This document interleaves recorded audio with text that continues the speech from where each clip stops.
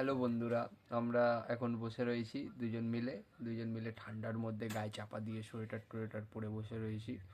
তো তোমাদের ওখানে কেমন কেমন ঠান্ডা পড়েছে আমাদের কমেন্টসে জানিও, লাইক করো, শেয়ার করো, জানিও। ঠিক আছে, মাম্মাম এখানে শুয়ে রয়েছে, মাম্মাম মুখে চাপা দিয়ে দিচ্ছে, পক্কাই এদিকে হেসে বেড়াচ্ছে।